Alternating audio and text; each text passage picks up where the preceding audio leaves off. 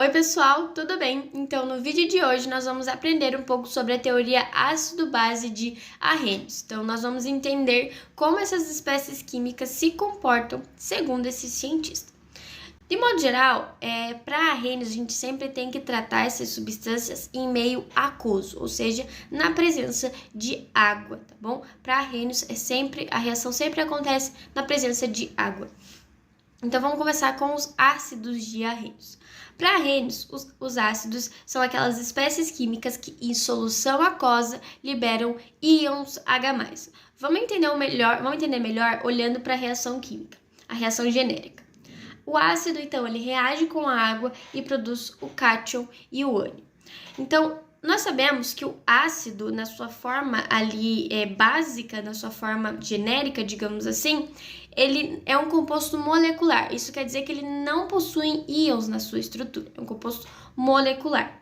Então, o que acontece para a formação do cátion e do ânion? Então, ocorre ali o processo de ionização. O ácido, ao reagir com a água, forma ali íons, por isso o processo de ionização. Vamos olhar primeiro o exemplo ali, que é o ácido clorídrico reagindo com a água. Então, o que acontece? Justamente essa separação desses dois elementos do ácido, pode ser três, enfim, nesse exemplo aqui, no primeiro são dois elementos. Então, o que acontece? Vai gerar então a presença ali do íon H+, do cátion H+, que é o hidrogênio, nosso próton, e ali a produção também do ânion, que é nesse caso o Cl-.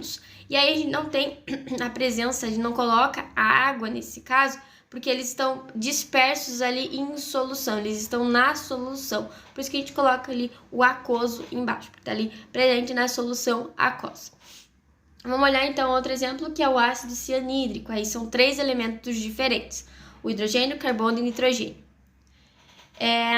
Esse ácido cianídrico, ele reage então com a água e aí forma a mesma coisa ali, só com os elementos diferentes. Então a gente vai ter a produção ali do hidrogênio positivo, nosso cátion, e do ânion ali do cianeto, né, nesse caso. Isso tudo disperso ali na solução aquosa. Então, pontos importantes dos ácidos. Eles são aquelas substâncias moleculares que, ao entrar em contato com a água, eles sofrem o processo de ionização. Separam esses compostos, formando o cátion e o ânion, tá bom? Então, vamos agora entender um pouco as bases de Arrhenius.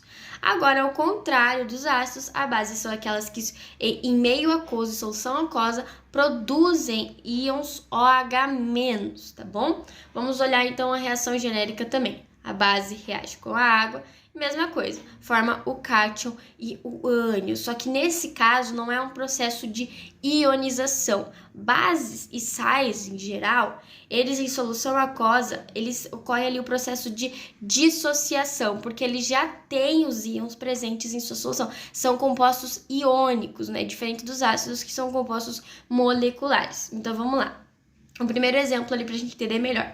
O hidróxido de sódio, NaOH, ao reagir com a água, ocorre ali o processo de dissociação desses íons que já estão presentes na base para a formação do cátion, no cátion sódio, Na, e da hidroxila, do OH-, que é justamente a característica da base.